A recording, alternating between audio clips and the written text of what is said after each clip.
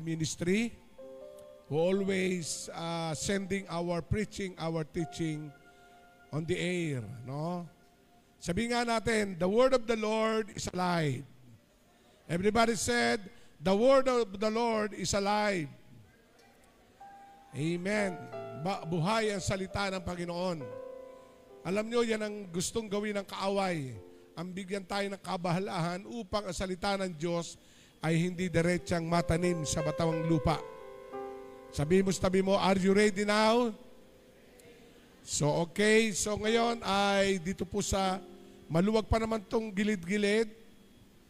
So per Sunday ngayon, medyo overflowing tayo, but okay, meron pa namang upuan. And counting announcement, ang ating pong anniversary ay na-move. Dapat April 15. Pero sa hindi inaasahan ay na-advance pala ang booking ng iba. Especially, the university itself ay mayroong mga reservation. But praise God, open ang April 28. Kaya April 28 ang ating 12 years anniversary. Amen? So God is good and God will supply everything. Tayo po ay nagbayad na sa lugar. Baka mabura na naman. So, thank you sa effort ng ating youth pastor and the rest of the core ng youth sa LSPU sapagkat sila yung nag-asikaso. So, ang sabi nung caretaker at nangangasiwa, kailangan na raw tayo magbigay. Sige, pati kuryente na ibigay na natin dahil gagamit daw tayong sound system. Then, the following the completion, but ang Diyos ay, He is a God of provision. Amen? Amen po ba? Bagamat malaki ating expenses sa place, pero aircon naman at hindi na tayo aarkilan ng bangko kasi may bangko na doon. Amen? Sabihin mo sa tabi mo, handa ka na ba? So ang ating po mga community pastor ay ask and pray na tayo po ay 100% our community from different community house church will with us to celebrate our 12 years anniversary. Amen? Ipapakita ng Diyos ang kanyang himala, ang papakita ng Diyos ang kanyang provision sapagkat 12 taon na tayo. Amen? Hindi pa naman teenager. 12 pa lang. 12 taon na, 12. Kung ating pag-aaralan kung paano tayo nagsimula sa Life in Christ, umuo pa tayo, nakailan lipa tayo, no? Pero purihin ng Diyos, answer tayo sa prayer at this coming June, ayan, atin pong gagawin na itong second floor. Amen? Kaya tayo po ay hindi na nagawa ng mga box-box, ay nag-o-offering na lang every Sunday, any amount na idagdag nyo. Kasi as of now, meron na po tayong on hand na 260,000 doon sa ating pong committee at ang church po ay nag-iipon na rin ng pan-labor. Kasi may pang-materialis na tayo. Ang iniipon lang natin ang pang-labor. Kailangan natin ng kulang-kulang 200,000 para namang hindi maipit yung ating paggawa. Kasi ang sabi po nung kukontrata, kailangan pag nasimulan, lalo na't buhos, ay tuloy-tuloy. Kaya kumakatok ang inyong tatay, no? Just send your seed offering maging sa online, sa ating bangko, i-acknowledge nyo lang na ito po ay para po sa house ng Hagay. So, bahala na ang committee at ang Pinas na nag-uusap doon. Everybody updated naman sila. Amen? Yung ating naiipon ay nasa care po ng ating dalawang magandang pastora, si Pastora Elizabeth at si Pastora Ira Cristel Maglalang Kanchila. O buong buo. So, yun po. Kaya tanungin nyo lang kung magkano ang pera. Tanungin nyo lang po siya, hindi ko alam. Kasi ipino-forward lahat natin sa kanila. Amen? Amen po ba? Kaya palakpan natin ang ating Diyos. Purihin ang Diyos. At ngayon, ayan, Bossing OJ, ready na? Ayan, may papakita lang ako sa inyo isang picture. May topic today, the God who hold tomorrow. Do you believe? Sabi mo sa tabi mo, huwag kang mag-alala sa bukas. Huwag ka mag-alala sa future mo. God hold your tomorrow. Yan. Ganda ng pagkakagawa. Yan po yung ating poster. The God who hold tomorrow. At makikita po natin yan sa Jeremiah 29, verse 10 and 11. Buksan natin ating Bible. This is what the Lord say. Sabi ng verse 10. Simulan po natin sa verse 10 bago po natin basahin ang verse 11. Ang sabi dito, when the 70 years are completed for the Babylon, I will come to you and fulfill my good promise. Sabi nga natin, I will fulfill my good promise. Sabi natin, promise. My God is a promise keeper. Verse 11, for I know the plan I have for you, declares the Lord. Plans to prosper you, not to harm you. Plans to give you hope and a future. Alam nyo bilang tao, lalo-lalo na pag sumasapit po ang bagong taon, marami tayong plano. Sino dito ang nagplano ng January? Taas sa kamay. O, marami kayong plano? Amen? Bantayan natin yung plano yon. Pero kung ang tao may plano rin si Lord. Kasi hindi natin mauunahan si Lord. Amen? Kaya ang sabi dito, I know the plans I have for you. Means, the blessing of the Lord plans is individual. Sabihin natin individual. Amen. Bagamat ang Diyos is not respecter of person, but with regard to promises of God, God dealing us individually. Sabihin natin, individually. Ang Diyos ay hindi nagtatangi ng tao. Pinauulan niya ang rain o ang ulan sa masasama at mabubuti. Ang sabi ng Bible, ibinibigay niya yan kahit, kita natin, ulan, yung mabubuti nangikinabang, yung di masama, na wala sa Lord, nakikinabang, ganyan kabuti ang Diyos. Yan ang tandaan natin. Pero makikita natin dito, I have a plan for you. Sabihin natin, for you. Kuhitin yung katabi mo, for you. Means, ang Diyos may plano individually. Iba yung plano ng Diyos sa akin, iba yung plano ng Diyos kay Pastora, iba yung plano ng Diyos sa aking Stephanie, iba yung plano ng Diyos kay Yuri, kay EJ, at sa darating ko si Apple, no? Iba-iba ng plano ang Diyos. Pero, ang planong yun ay maganda. Tingnan natin yung plano ng Diyos. Ano? Sabi ng Bible, plans to prosper you, not to harm you. Amen?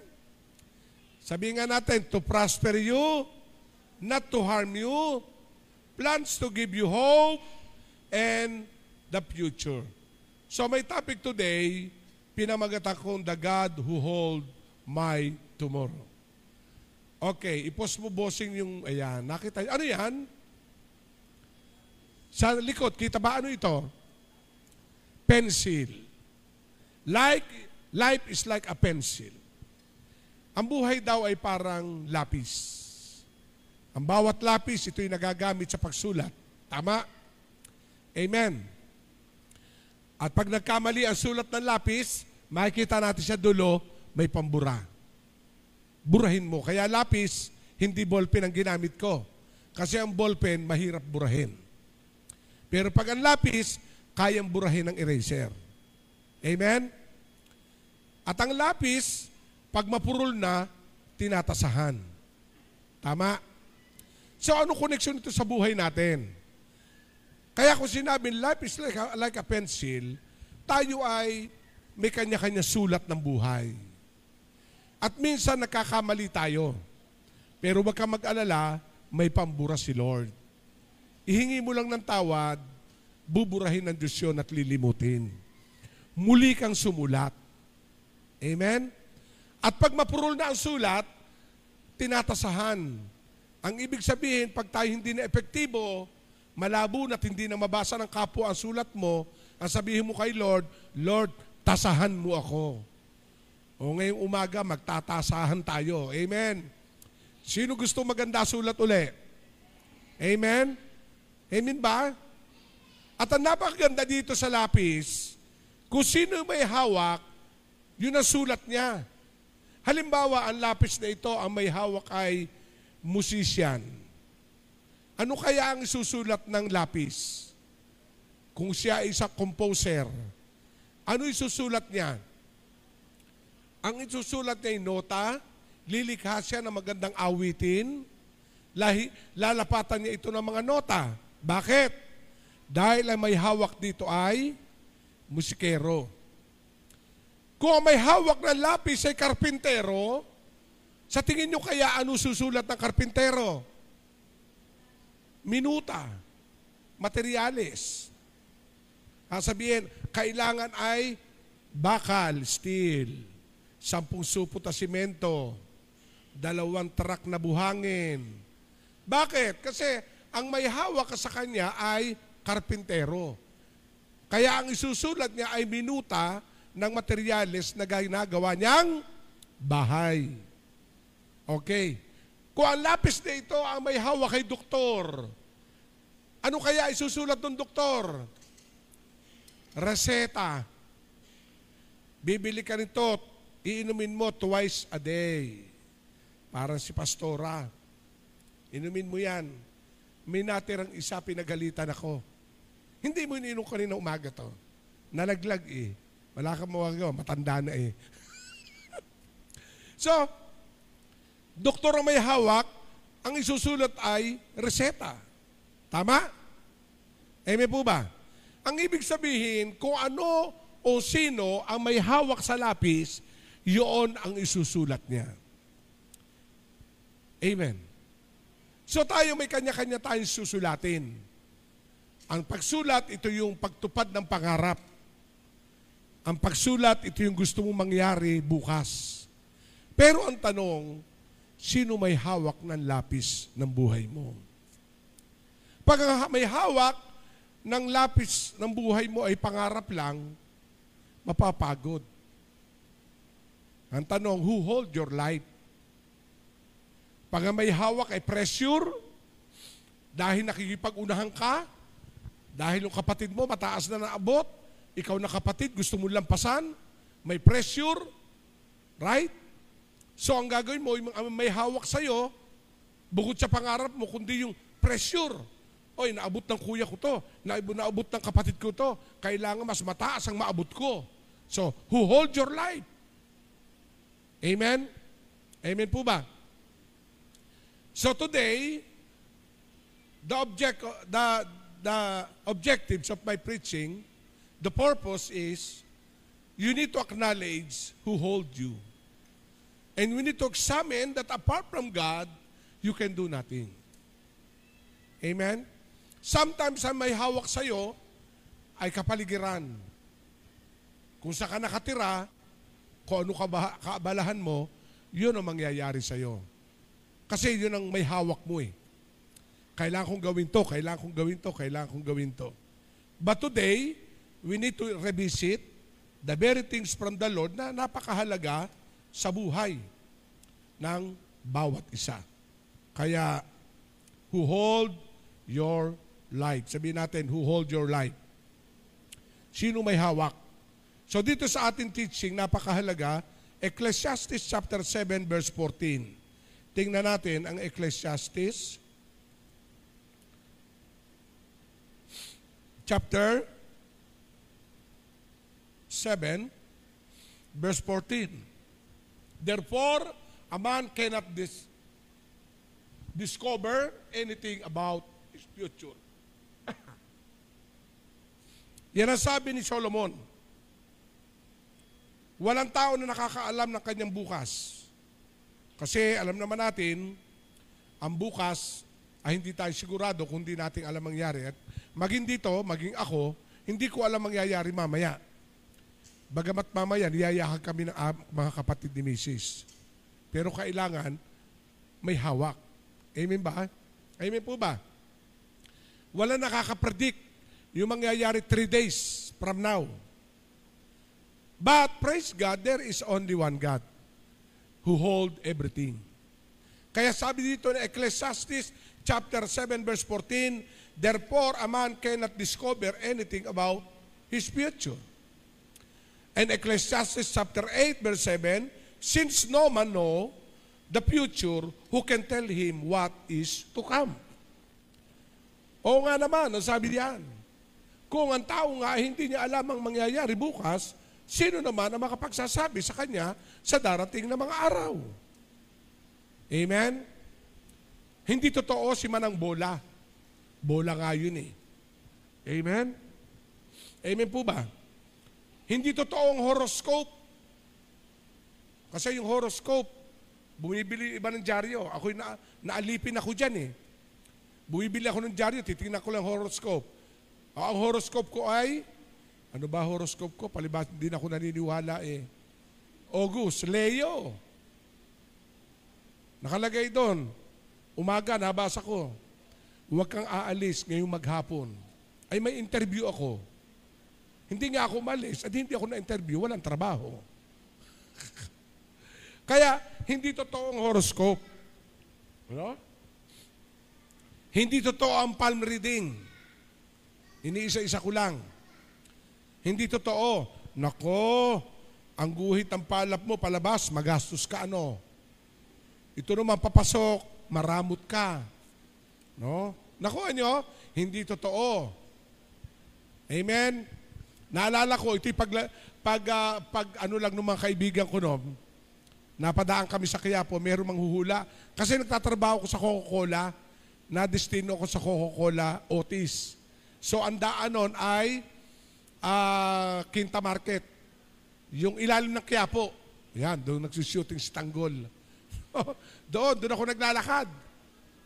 At bago ka makarating doon, baba ako ng Carriedo, yung kahabaan ng Carriedo, tumbong ang Quiapo, liliko ka kanan, papunta ng ilalim ng Quiapo, na ando yung sakay na papuntang Otis. Ay dalawa kami ng pisang ko. Nagpahula. Manang, magpapahula kami. Kailan mag-aasawa ang anak ko? Nagbabalasa. Mamaya, binasa. Nako, Totoy, 2 years from now, ang anak mo panganay makapag-aasawa ng foreigner. Maginhawa buhay niya. Sabi Manang, hula nga. Bakit? Binata pa po ako, wala akong anak. Sabi nung Manang, ay Totoy, hula nga eh. Ano, di ba? Kaya hindi totoo ang hula. Huwag kayong magpapabasa ng, ano nga ba to, ng baraha. Amen? Amen ba?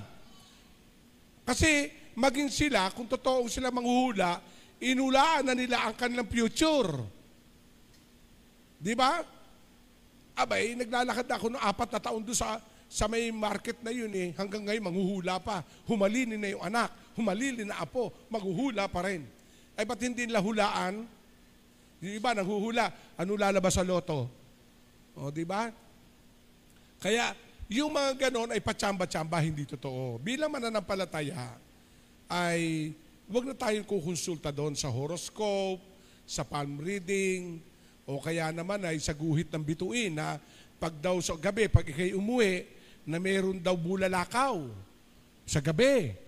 Biglang yun, ang tawag doon ng mga tatanda, tain ng bituin. May tahi pala bituin.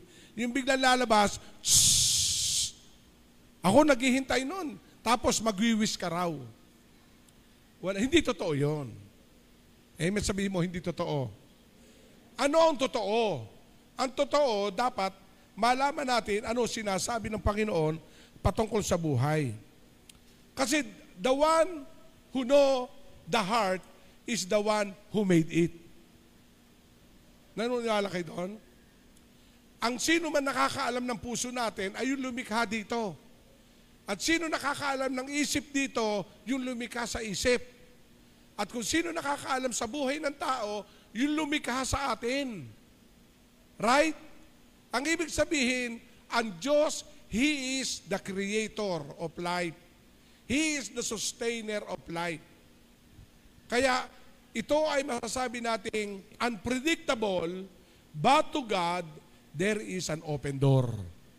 Sabihin nga natin, unpredictable, but to God, there is an open door. Sabihin natin, open door. Bukas ang pintuan. Sino magsasabing si David na ordinaryong tagapag-alaga ng tupa ng kanyang ama ay magiging hari? Sino magsasabi ni si Joseph ay ordinaryong magkakapatid? Nakuha nyo? Na lagi lang doon sa piling ng kanyang ina ay magiging prime minister ng Ehipto ng ibang bansa. Only God. Nakuha niyo po? Only God. Kaya ang ibig sabihin dito, mga kapatid, kung gusto mo makasigurado ng future, ng tomorrow, let us go to the God of tomorrow, who know the beginning and the end of our lives. Siya lang yung nakakaalam ng simula at wakas. Hindi employer mo. Kasi ako, kinakabahan nung araw eh. Noong ako'y nagtatrabaho, ang ganda naman trabaho ko noon. Nadestino kami San Miguel. Meron yung bigas. Pero makikita natin, it's very hard to me. No isang araw, may nagpa-counsel sa akin isang nagpapastor sa Franklin. Si Darius, nag-resign na raw. Ang daming series of counseling kami.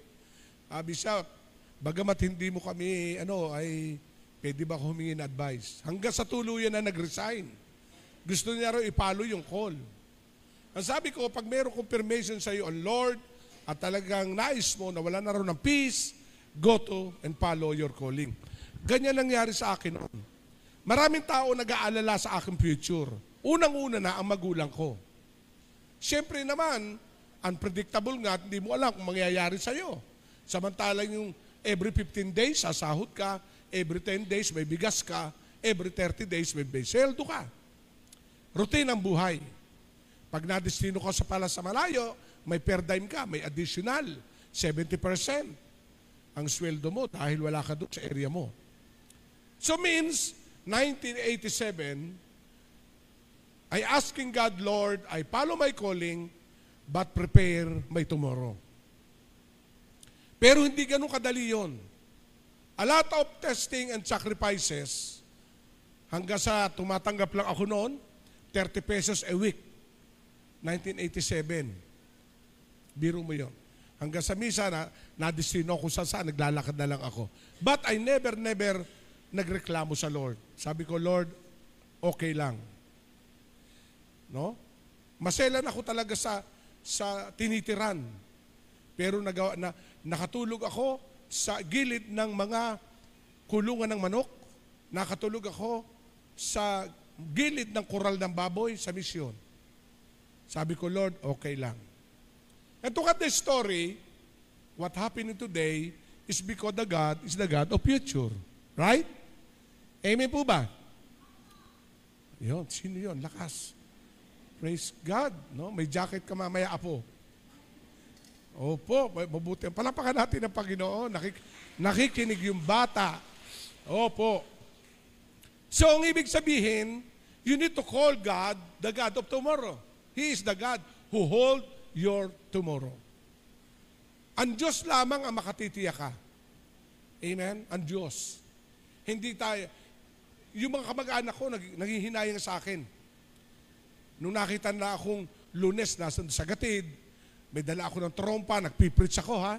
Kasi nung ako'y nag-resign, bumili ako ng trompa, bumili ako ng ACDC amplifier, inilagay ko doon sa 3 wheels na pedicab. Nagpupunta ako doon sa maliliit na palengke, nagpipreach ako. Sabi ng mga kamag-anak ko, nako si Jimmy, nabuwang na. Ang ganda ng trabaho, nag-resign. Yung mga pinsan gusto makapasok sa company namin. Si Jimmy, ang ganda, regular na ako doon. At pinagkakatiwalaan ako ng engineer kasi nadestino ako ng Cebu, nadestino ng Pampanga, La Union. Kung merong 5 maintenance, ako kumukuha engineer. Kung hindi ako una, ikalawa. Ganon. Kaya makikita natin, He is a God of tomorrow. He is a God of tomorrow. Kaya, yung mga kamag-anak ko, ngayon nakatingin na lang. Sabi ko, ang Diyos hindi nagkakamali. Sabi mo, ang Diyos hindi ka nagkakamali. Alam niya yun eh, He is the God of tomorrow. And let us visit, talk about God, the future. Sabihin natin, the future. Tingnan natin yung mahalagang bagay na galing sa Diyos about the future. Matthew chapter 6 verse 23, look at the birds. No, unang-una, God knows everything that is going to happen. Sabihin natin, going to happen.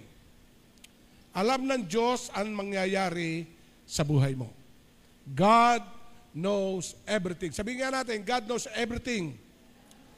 Lahat, alam na ni God yan, alam na. Alam ni God. No? Alam ni God. Ano sabi ng Matthew chapter 6, verse 23? Look at the bird of the air. They do not sow or reap or store away in barns.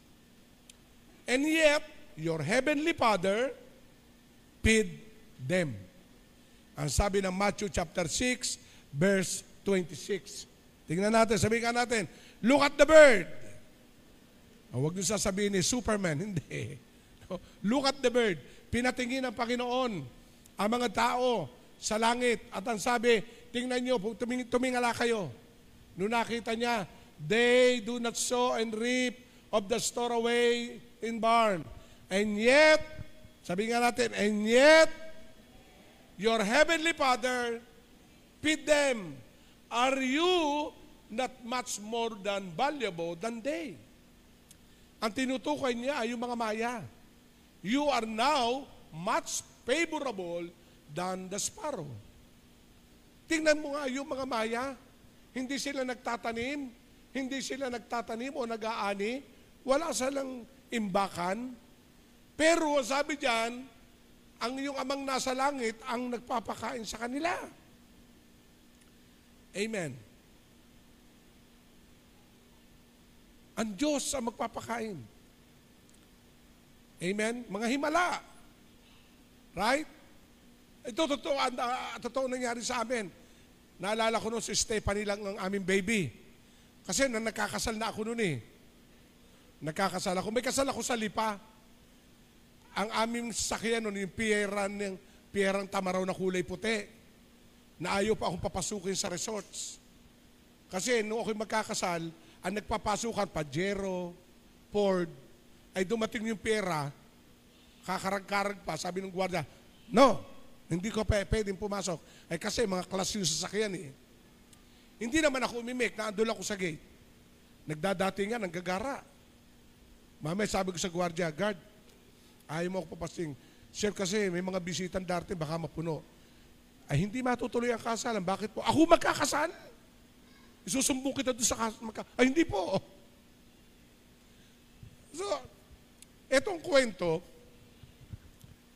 ay ko kay Mrs. Ma, pengi pang gas.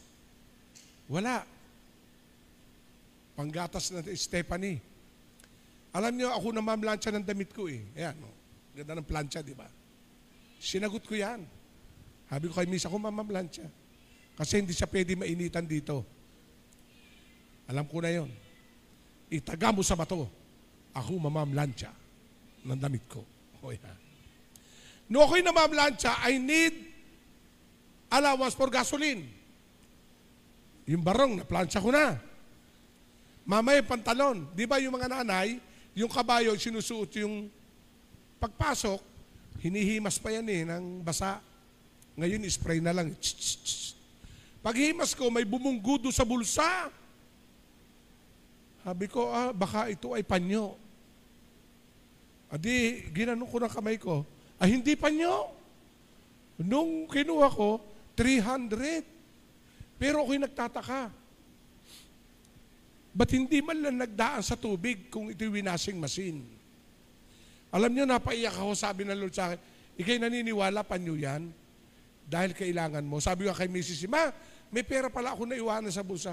Oh, ikaw pa mawala, ikaw pa magkaroon doon. Lagi, kinakapa ako nga, laging wala. So may mga pangyayari sa ating buhay na talagang because God is a God of tomorrow, alam nyo, napakala, He know everything that is going to happen. Ang Diyos ang nakakalam na mangyayari, minsan, i-delay ka, minsan hindi ka matutuloy sa pupuntahan mo, minsan mag-a-abroad ka, katulad ng Tagalos Baños, mag-a-abroad. Sabi ko, seek God, bigla na iwanan siya ng aeroplano, yung pala, yung bansang pupuntahan niya after 2 days, giniera. O, di na-stop siya. Sabi niya, Pastor, buti na lang, di ako tumuloy. Bakit? Giniera po yung aming bansang pupuntahan. Kamisan, sa buhay natin, God know everything. Sasabihin mo lang, Lord, kung ano man plano mo, bahala ka. Amen? May the best. May the best na ibibigay ang Diyos. Mensaheng pinapaalalahanan tayo, mensaheng i-remind ka lang, mensaheng iiwas ka sa isang direksyon na mapapahama ka, mensaheng padadaliin naman ang buhay mo dun sa gusto mong maganap. Kasi God knows everything that is going to happen. Alam na Lord. Amen? Sabihin natin, alam ni Lord. Kaya what we need to do for our future, for our tomorrow? Ano sabi ng Proverbs chapter 3? Trust in the Lord with all your heart. Do not lean on your own understanding. In all your ways acknowledge Him, and He will direct your path straight. Amen? Kasi tayo bilang tayo mananampalataya, ang pinagtitiwalaan na natin ng Diyos. Ang inyong pastor, ang tiwala na lang ay sa Panginoon. Paglalabas ako ng bahay at may appointment na pupuntahan, ang lagi ko lang sinasabi, Lord, salamat sa maghapon. Pagising ako ng maaga, alas 4:30 ng umaga, uupo lang ako, Lord, salamat sa bagong araw na binigay mo. Ano ang ipapagawa mo pa sa akin? Habang dinuduksungan mo ang aking bukas. Amen? Sabihin natin, huwag ka mag-alala sa bukas mo. God knows everything that is going to happen. Siya lang yun, yung magaganap. Siya lang yun. Siya lang. Kaya sa buhay natin, napakahalaga na balikan natin. Kung ang maya ay hindi pinababayaan ng Panginoon, ano pa kaya ikaw na, ang sabi doon sa huli, are you not much more valuable than they? Amen? Di ba't mas mahalaga kaysa kamaya? Mas mahalaga ka kaysa sa mga ibon? Kaya ang Diyos, pinapahalagahan tayo. Kaya let us acknowledge Him. He is the one who knows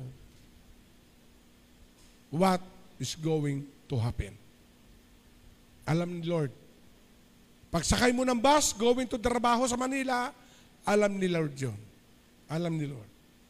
May nangyari sa akin, ako'y nagbabas sa trabaho, biglang nasiraan, sa super highway, yung Kapalaran bus line, lumipat kami. Lumipat. Habi ko, may dahilan. So yung paglipat namin, after lang kami 30 minutes, tumakbo naman yung kapalaran na nasira, pero habang tumatakbo, nasunog yung likod dahil ang likod ay makina.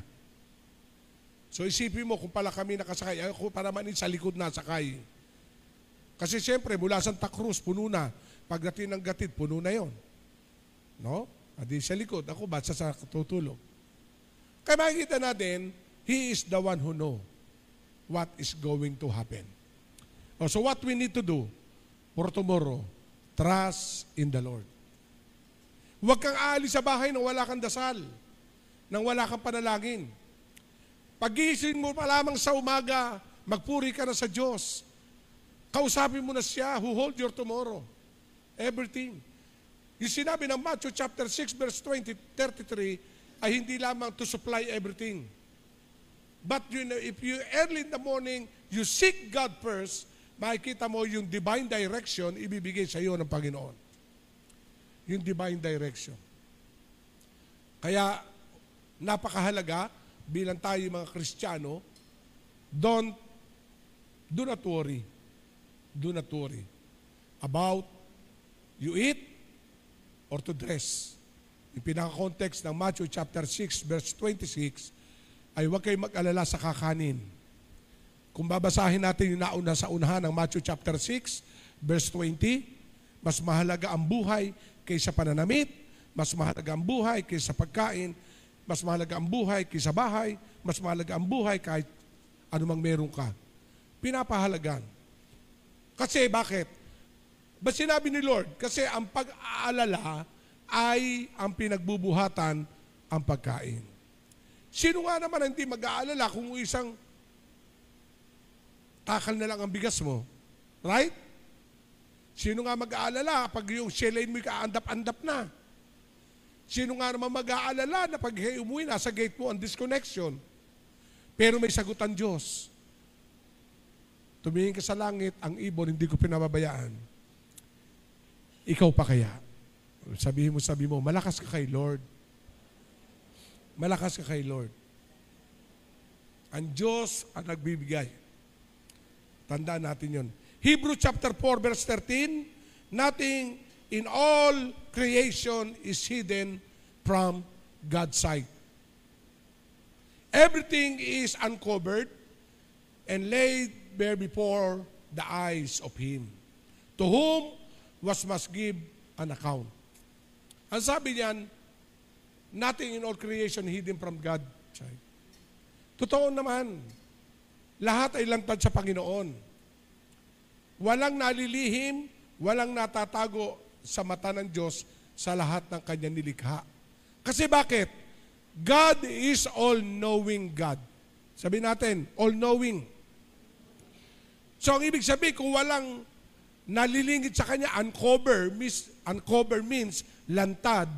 Yung araw-araw mo lang sa buhay, lantad sa Panginoon yon. Alam ng Diyos ang mga anak mo ipapasok, alam ng Diyos na ikay magbibiyahe, alam ng Diyos na may kailangang pagkain araw-araw, lantad yun sa Diyos. Walang nalilihim sa Kanya. Bakit? Introduction pa lang, in all creation. Only the Creator sustain His creation. Tandaan natin yan. Only the Creator will sustain His creation. Siya lumikha sa atin eh. Kaya nga siya Diyos. Kaya nga siya Panginoon. Amen? Kaya bilang tayo mananampalataya, you need to encourage yourself, Lord, I trust in you. Everything I trust in you. I trust in you. Nung Martes yung, sabi ko kay Mrs. yung harap ko, upuan ng dialysis, yung nasa harap ko, 1 month ago, namatay. Hindi dumating. Ay, nung Martes, yung nasa harapan ko, wala. Sabi ko, ma, kinakabahan ako doon sa upuan yun. Buti nila, hindi ako napapwesto doon. Ilan na natsuchugi. Anak ko, mamaya-maya nga, dala. Talagang, anong tawag doon? Ano? Naka-confine, pero may nangyayari. Nagsisisor. Ayun na yun. Tinitingnan ko, sabi ni Mason, huwag kang tumingin. Hindi, nag-i-intercede ako. So, nung matapos ako, di natapos.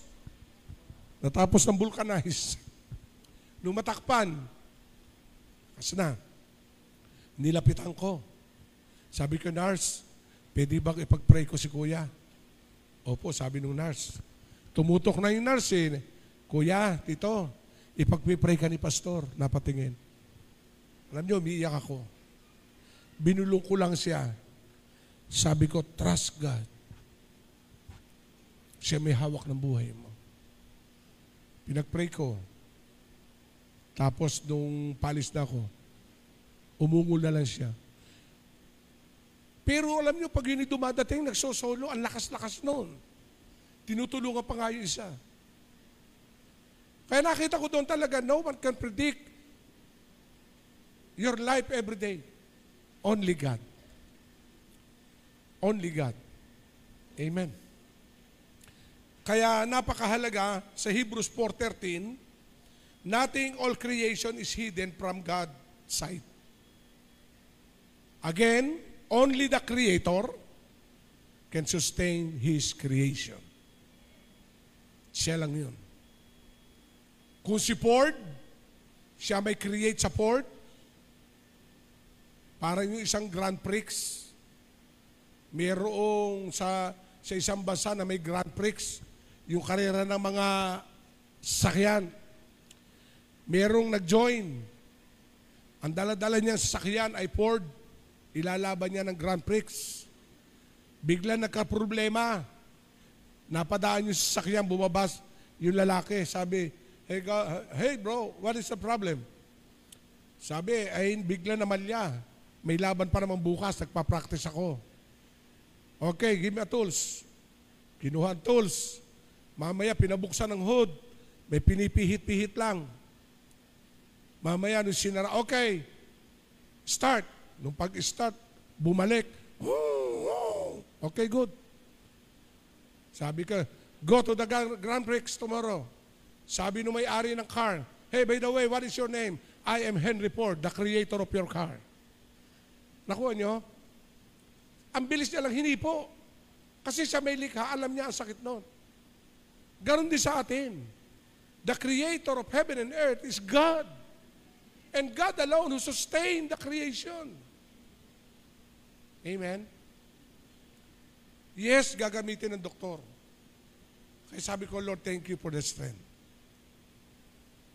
Nung Friday, pagka-dialysis ko, Biyernes Santo, doon ako nagpahinga sa sakyan. Speaker ako sa isang leadership.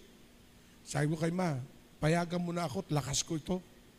Hindi pwede sa akin magtago sa isang kwarto. Natapos ang dialysis ko, 11 o'clock. 1:30 na, doon ako sa silang Cavite. General leadership ng buong church. Kulang-kulang 100 pastor at leaders. Ang kagandahan, aircon. Rooms, pagkainan, everything. Alam nyo, nagulat yung asawa ng pastor, ano? Galing sa doon sa isang room, pagtingin doon sa audience, ang tingin daw sa akin, ang bata-bata ni pastor, tinan mo, kamukha ng bunso mo. No? Adi lalong nagmahal si pastora. Ano? Siya pa nagsabi sa akin, tapos nung kami nagkakain na, pastor, grabe yung glory kanina, bakit? Nung labas ko punta ako doon, kasi siya nag-aasikaso ng pagkain. Nung pagpasok ko doon sa session hall, kita ko yung stage, ang bata-bata mo, kamukha ka ng bunso mo. So, ibig sabihin, ang strength ko, parang strength ni Yuri. And that is the Lord. Amen? Kaya, sige lang talaga eh. He is the one who hold my tomorrow, your tomorrow, everything. Kaya what we need to do, ang sabi ng Bible, nothing in all creation is hidden from my sight. Again, only the Creator sustain His creation. We are all created by God. Amen? Ikaw at ako, si Lord ang lumikha. Amen? Kaya, the Word is Himself, God, He is not limited by time. Sabihin natin, my God is not limited by time. Bakit? Doon sa John chapter 2, meron po doon nangangailangan ng himala. Isang kasalan, kailangan gumawa ng anak. Ang sabi ni Jesus, doon kay Maria, my time has not yet come. So, ang ibig sabihin, hindi niya magagawa yon. But, because of the immediate need of the wedding, God Himself, He is not limited by time. Gumawa siya ng himala. Kaya sa buhay natin, anumang himala, anong oras ang kailangan mo, He is not limited by time. He is not limited by distance. Saan ka man naroon, handa kang abutin because He is a God of tomorrow. Amen. He is a God of tomorrow. Kaya napakahalaga lahat. He is eternal. He is not limited by the history. He is from everlasting to everlasting.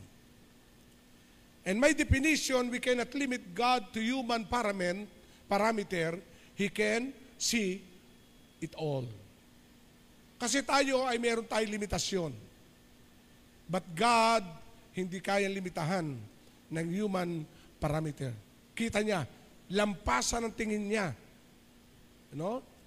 Imagine, all over the globe, billions of people, but there is one God who handle the earth, the universe. Hindi nagbabanggaan ng planeta.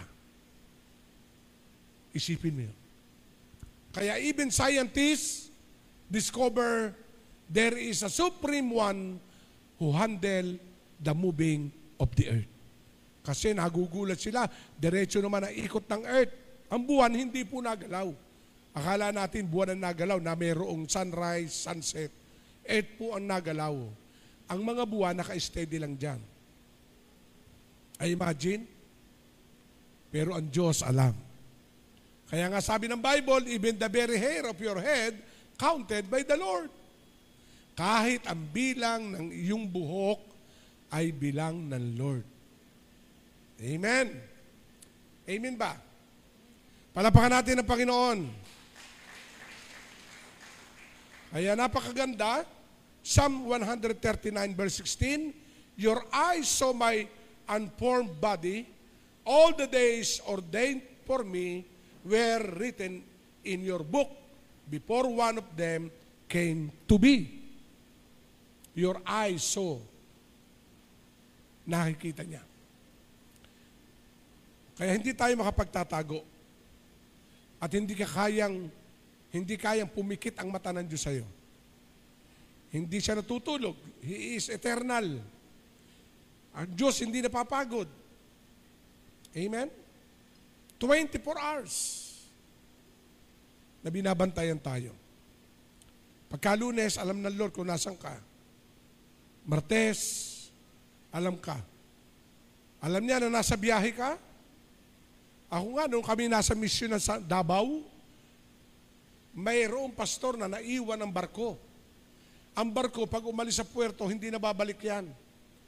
Pero kauna-una sa pagkakataon, ang barko bumalik. Naiwanan yung pastor. Pero ang dahilan, walang pirma ng Coast Guard yung kanilang pag-alis. Na nalimutan. Kasi lahat ng departure, ang nag-a-approve niyan ay yung ahensya sa dagat. Kailangan, chechikin yung mga passenger, yung Coast Guard. Chechikin lahat yan. Ilan na capacity? Ilan yan? Okay. Nung na-check, ang nalimutan ng kapitan, hindi na pirmahan yung kanilang departure. Kaya sabi ng no, hindi pwede. Pagdating natin sa puerto ng Davao, itatanong to. Legal, illegal yan. Ang ginawa, bumalik. Ang dahilan talaga, sa totoo lang, yung pastor na kasama ko, sabi niya, alam mo, pastor, pinag-pray ko na bumalik eh. Siguro, ginawa lang case yung gano'n. Inalaw ng Lord na walang pirma yung kanang departure ng Coast Guard. Pero alam ng Diyos. Kasi sabi ko, mahal ka ni Lord. Alam niyo ito nakita ko. Pag ikaw ay nakasakay sa bus, pasalamat tayo, yung bus na sinasakay mo, protektado. Bakit? Nariyon ka. Ikaw ay binabantayan ng Diyos. Binibless ang ng Diyos ang company mo, pasalamat sapagkat ikaw ay naroon. Di ba? Binibless ng Lord ang lugar mo dahil ikay naroon. Kasi maybe ibang pagtingin sa'yo. Ang sabi ng Bible, we are the apple in His eye. Binabantayan tayo. Amen? Ganyan ang Panginoon magmahal. Binabantayan tayo. Yung mata ng Diyos nasa iyo. Bakit? Dahil siya ang lumikha sa iyo. Okay, point number 2. God has a plan for your future. Ang Diyos may plano talaga sa bukas mo. Marami nagsasabi na ang nakalipas ay hindi mo na maitutuwid. Pero ang darating na bukas, ang pwede mong paghandaan. Amen? Kasi nangyari na yun eh.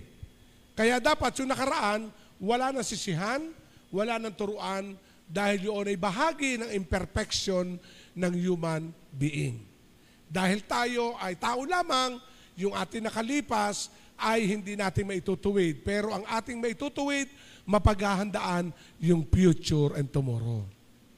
Kaya dapat yung mga nakalipas, huwag mo nang iparinig o balikan. Sabi mo sa tabi mo, forget that. Kalimutan mo na yan. At maging ikaw mismo, kalimutan mo na yun. Di ba? Amen? Kasi past is past agad. Kaya sabi ni Paul, one thing I do, forgetting what is my past. Yan ang sabi ni Paul. At nakatuon ang aking paningin sa pagkatawag ni Lord sa akin. Kasi there is a beautiful and shining tomorrow for you. Sabihin natin, shining ang tomorrow mo. O, sabihin mo sa tabi mo, nagniningning ang bukas mo, kapatid. No? Ang bukas natin. Amen. Nagniningning si Apple. Kaya, nagsakripisyo na ako, hindi ako aalis. Si Pastora lang ang pupunta ng Dubai kasi mamimiss ko kayo. Naniniwala kayo doon? Ayaw maniwala. Ayaw nyo maniwala. Mahal ko kayo. Ayoko nung ako'y naandun, iisipin ko kayo. Woo! Handa na ang maleta, ang layo pa. Ipinasid na kay EJ ang passport. Ma, ako kuha ng ticket mo. Huwag kang mag-alala. Sabi, buti pa kayo. Forget that. Pero ako ay blessed sapagkat God is my comfort.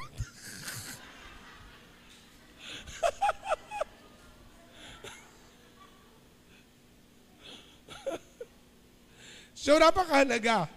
Ano? God has a plan for your future.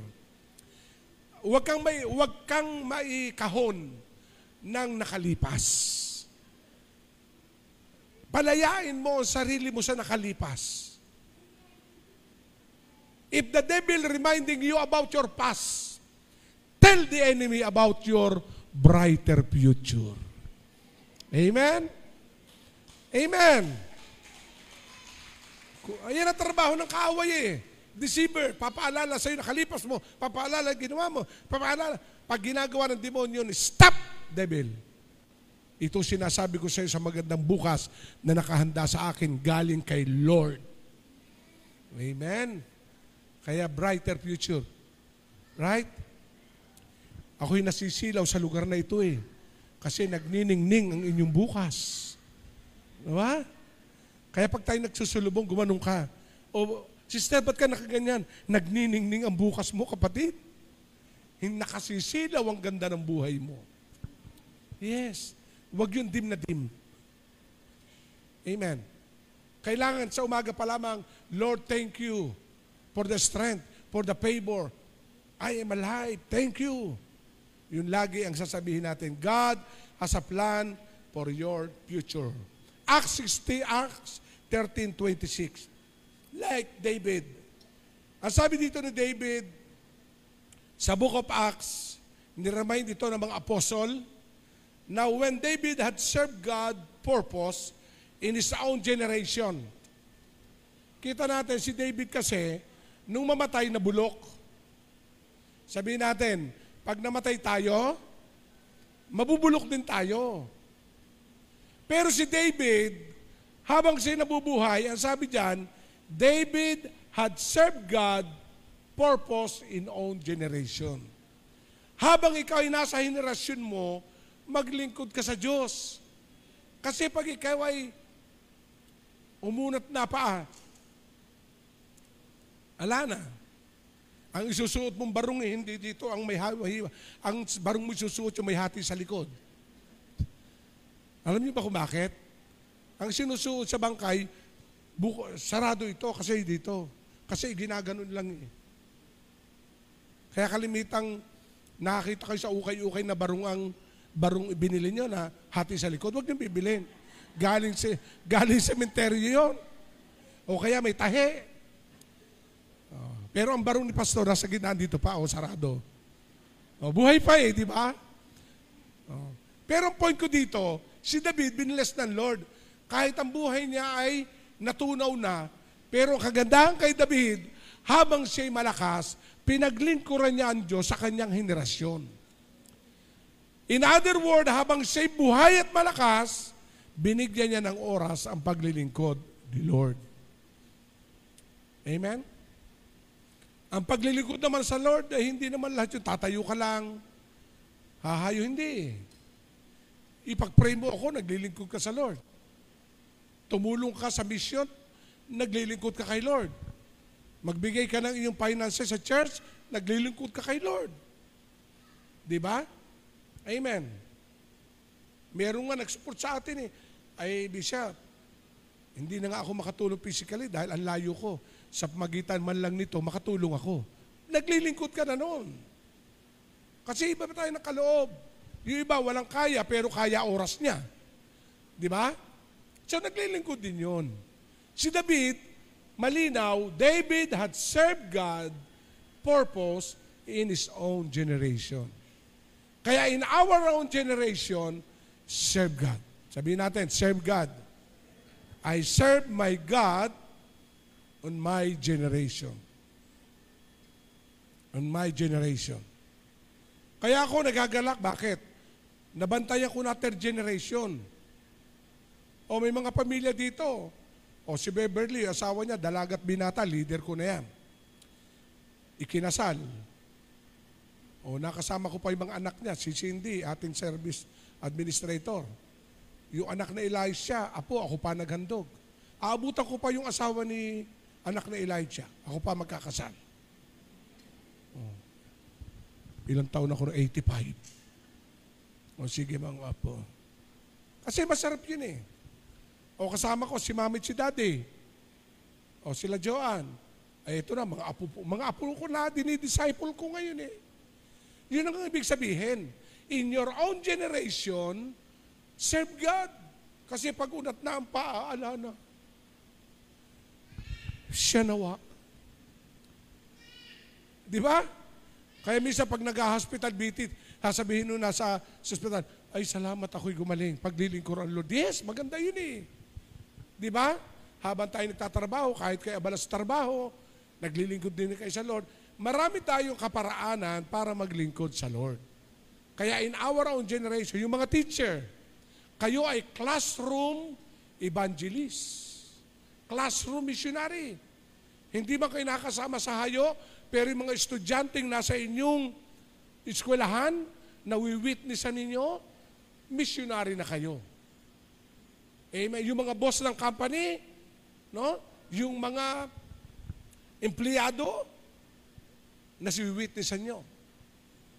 O sa Huwebes, may isang company na kumunik uli sa akin. Bishop, kinausap ako ng may-ari ng company. May Thanksgiving kang speaker sa Huwebes. Kaya magkasama kami ni Pastor Conrad. Sa Huwebes, alas 7 na umaga na ando na. Lahat ng mga managers, mga supervisor, ipag-pray nyo, magkakaroon ng branch sila San Pablo. Sabi ko, Life in Christ ang hahawak nun. Para i-bless, magkakatrabaho taga Life in Christ. Amen ba, Pastora Joanne?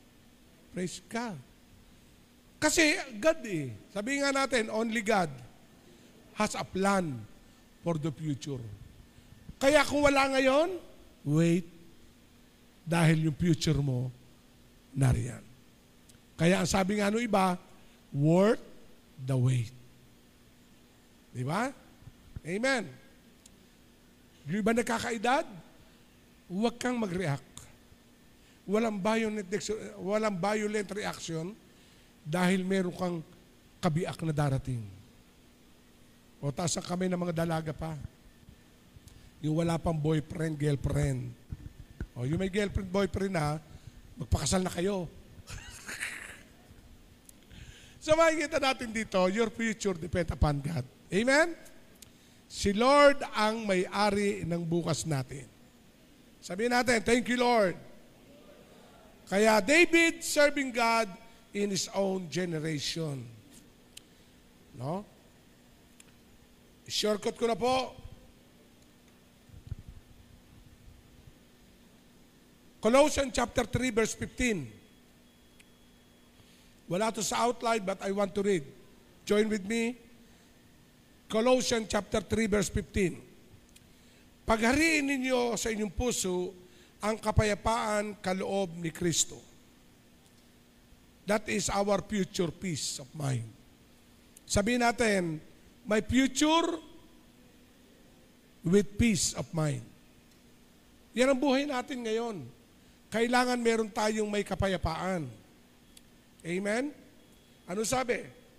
Paghariin ninyo sa inyong puso ang kapayapaang kaloob ni Kristo, sapagkat yaan ang dahilan kung bakit tayo tinawag sa iisang katawan. Magpasalamat kayong lagi. So sabihin nga natin, magpasalamat. So even though we cannot see your future yet, magpasalamat ka na sa Lord. Lord, thank you. Remember, nung tayo na andun sa City League, sa sinihan, yung mga young people noon, na ngayon ay professional, di ba? If you recall, lagi ko i-declare, walang young people na hindi makakatapos ng kolehiyo. Sino nakarinig noon? Narinig nyo lahat yon. Ngayon, hindi lang kayo nakatapos. Meron pa kayo mga trabaho. Yung iba may mga bahay na. Yung iba may asawa na. Yung iba may anak pa na kamukha ng kanilang mga ama. O, di ba? Hallelujah. Praise the Lord. Yan yung future eh. Amen? So, ibig sabihin, yan yung future mo. Na habang kayo nag-aaral, hindi mo pa naalam yun, hindi mo pa alam. Pero, orchestrated ng Lord yan, yung bawat step. Kaya sabi ng Bible, the step of a good man orchestrated by the Lord. Or guided by the Lord. The step of a good man. Kaya tayo ay laging itinutuwid ng Panginoon because you are good. Nire-redirect. Katulad ni Paul. May pupuntahan siyang misyon. Pero kinausap siya ng kanyang elders. Huwag kang tutuloy doon sapagkat ito gagawin sa'yo, itatali ka doon. But Paul orchestrated his life na andon, ginabayan siya ng Diyos. Kaya sa buhay ng bawat isa, have peace of mind to follow your future. May assurance. Amen? Sabihin nga natin, paghariin ninyo sa inyong puso ang kapayapaan kaloob ni Kristo.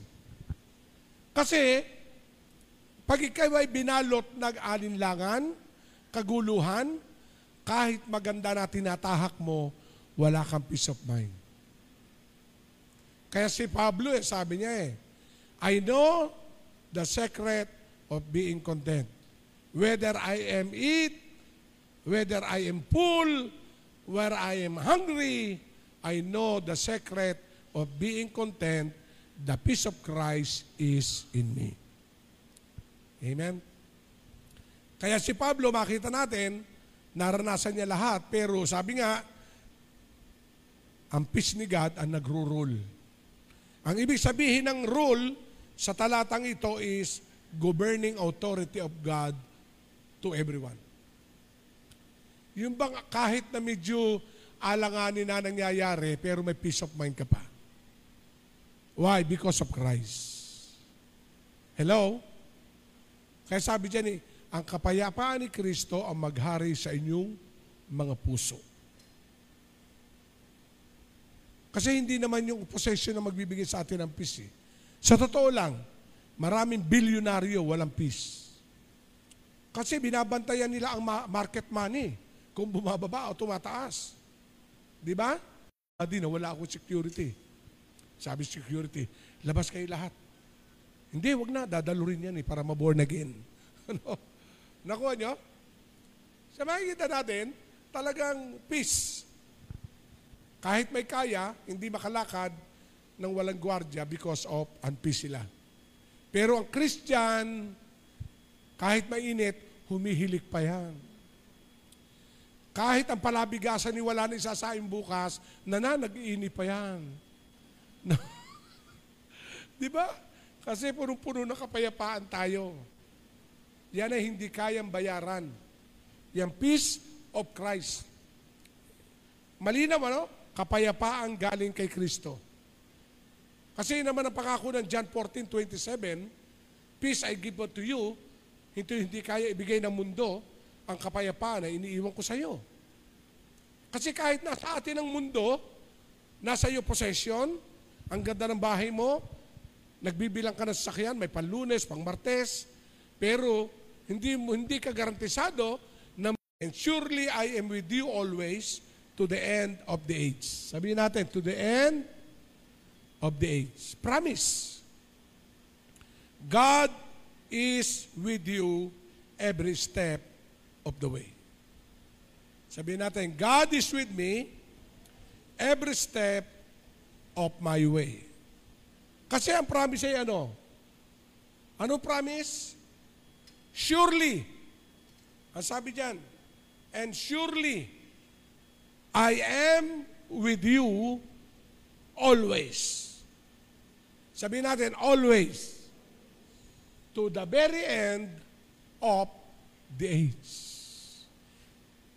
Hanggang kailan ang buhay natin? God is with me. Kaya kung tatagal pa ako ng 10 taon, God is with me. Di ba? I have peace of mind. And I really praise God. During my generation, I serve God. Huwag nating mamiss yung maglingkod sa Diyos in your generation. Kasi one day, pagharap natin sa Diyos, meron sinabi in Matthew 25, well done, my good and faithful servant. Come and enjoy with your master happiness. I-welcome ka ng Panginoon. Kaya tayo bilang mga Kristiyano, every day, every step, God is with us. Huwag tayo mag-alinlangan na ang Diyos ay bantay ang ating buhay. And lastly, Psalm 145 verse 13. The Lord is faithful to all His promises and loving toward all He made or creation. God is faithful to keep His promises. Kaya ito, taas ang kamay. Ano yung ipinangako sa iyo ng Diyos 5 years ago? Ano ipinangako ng Diyos? Meron tayong common. May common tayo. Because God is a God of promises, He will fulfill His promises. At kasama doon, God is with you unto the end of the age. Ibig sabihin, sa huling hininga ng buhay mo, God is with you. God is with you. Hindi ka pababayaan ng Panginoon. Ibalik mo doon sa lapis as I close. Yan ang buhay natin. Huwag mong paghanapan ang sarili mo na maging perpekto.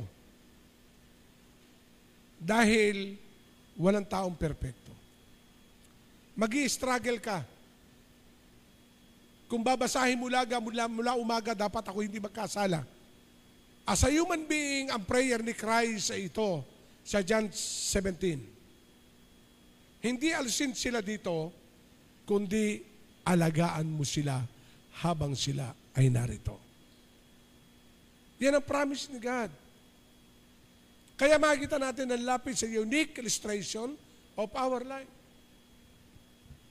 Na talagang habang ginagamit, pumupurol, pero tayo ay tinatasahan. Pag nagkamali, may pambura lang. Ang ibig sabihin, aminin mo lamang na ikay nagkamali, ang Diyos is a loving God who forgive all our sin. Amen? Kakalimutan niya. At sabihin ni Lord, anak, magpatuloy ka. Yung ang basic example ng prodigal son, di ba? Umalis sa piling ng kanyang ama, pero nung bumalik, nagbuni ang buong kaharian. At ang sabi, tayo'y magdiwang sapagkat ang aking anak ay bumalik. Kaya ang Diyos, 2 kamay tayong aakapin at 24 na oras na tayo binabantayan at hinahanap. Yan ang assurance ng Lord. So hold the God who hold my future. Kaya do not worry, there is one God. Nais ko i-quote muli yung nagawa kong quotation. Only the Creator can sustain His creation. Only. Only. Tayo'y nilikha ng Diyos. Siya lang yung magsusustain sa buhay natin. And today, let us give our life to Him. Sabihin mo sa Lord, Lord, katulad ng lapis, hawakan mo ako. Hawakan mo ang aking bukas. Para ang aking pagsulat ay depende sa may hawak sa akin. Tayo po tumayo.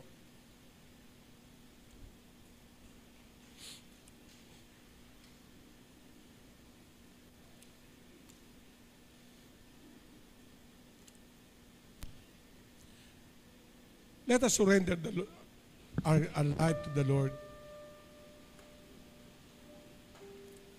Patuloy natin pagkatiwala ang ating buhay. Your future, my future. Again, God is eternal. He is not limited by time. He is not limited by the history.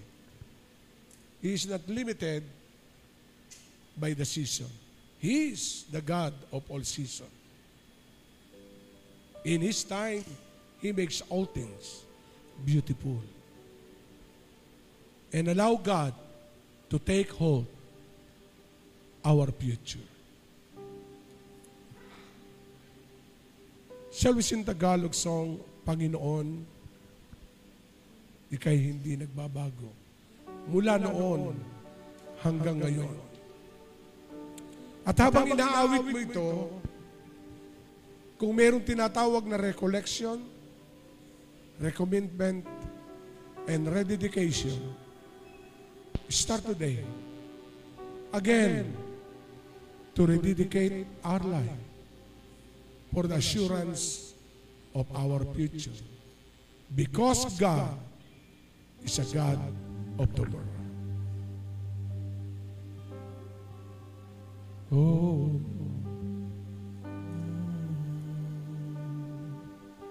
yeah. Panginoon, Ika'y hindi nagbabago noon ngayon. oras man ay maglaho, ako'y lalabi, maawit ang puso ko.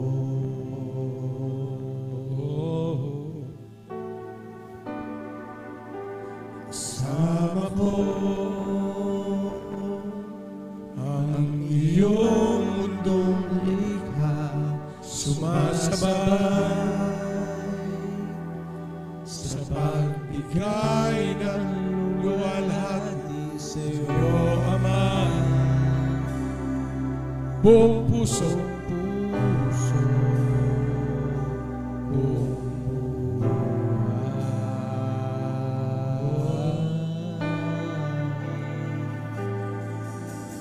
Ikaw ay aking Diyos, walang katulad. Yes, Lord. ang pag-ibig mo walang hanggan. Ako'y walang kabutihan liban sa'yo. Ikaw ay aking Panginoon. Sige, ikaw ay aking Diyos, Walang katulad ang pag-ibig mo hanggan. Di walang kabutihan liban sa'yo. Ikaw ang aking Panginoon. ay aking Panginoon.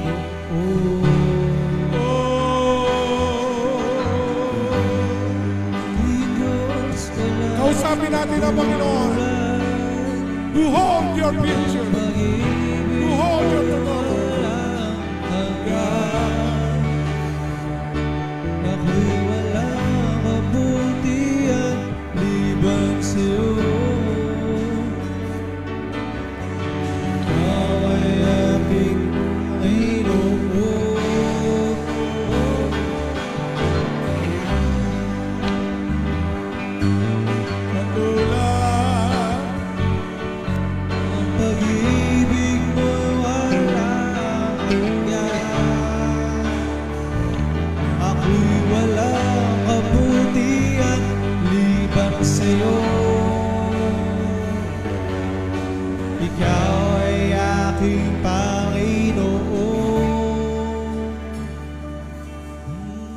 dakilang Diyos,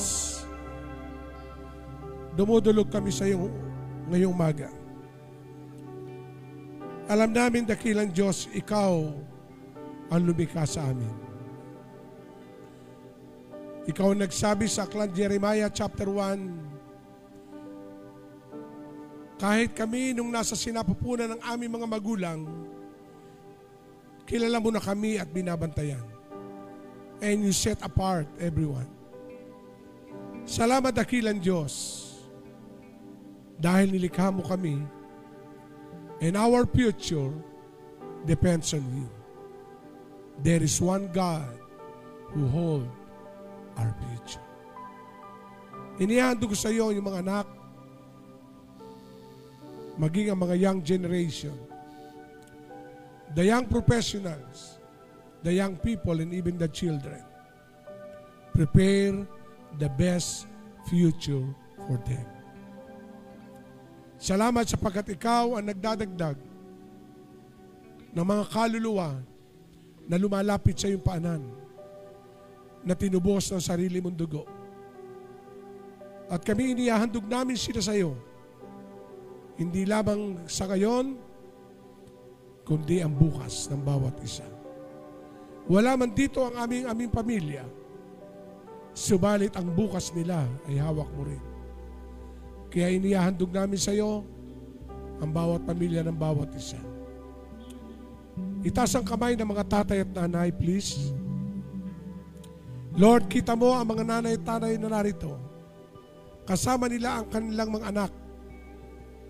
Father, I pray, let the renewing of the heart extended your promises from Abraham to our father down to the next generation of our lives. Ngayon pa lamang pinagpapala mo na ang future ng mga younger generation, ng mga children, ng mga babies na narito ngayon. Salamat sapagkat ikaw may hawak ng buhay. Ikaw ang naghahanda. The only Creator will sustain its creation. Siya po inihahandog ang iyong kawan. Ingatan mo ang bawat isa. Sa pangalan ni Jesus, ang lahat ay magsabi ng Amen.